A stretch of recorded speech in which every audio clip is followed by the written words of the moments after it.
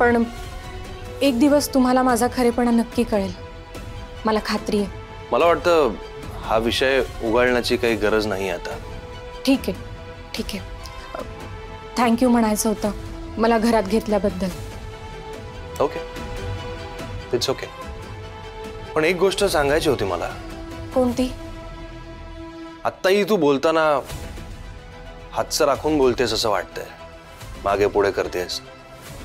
अजूनही काही लपवत असलीस तर आत्ता सांगून टाक. काय ना, मला आता हे सिक्रेट्स, लपवाछपवी, माझ्याच घरात मला कोणीतरी फसवतं ही भावना नकोय. त्यामुळे प्लीज काही लपवत असशील तर आत्ता सांगाय का असं काही. आज मी गप्प बसले ना, ते तुमच्यावर दया आली म्हणून नाही, पण मला फक्त केमिकलची गोष्ट श्रेयसला सांगायची नाहीये. तर तुम्ही आजपर्यंत किती पापं केली आहेत ते सगळं सांगायचंय आणि तुम्हाला तुमच्या सगळ्या कर्मांची शिक्षा भोगायला लावायची आहे.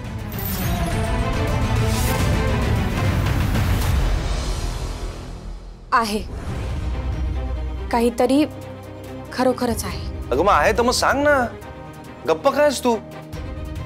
हे बघ, माझं डोकं परत फिरायच्या आधी मला सांगून टाका, मला नको येईल लपवाछपवी. जे आहे ते मी आत्ता नाही सांगू शकत, त्यासाठी योग्य वेळ यावी लागेल. ती वेळ आली की तुम्हाला आपोआप माझा खरेपणा कळेल. त्याशिवाय तुमचा माझ्यावर विश्वास बसणार नाही.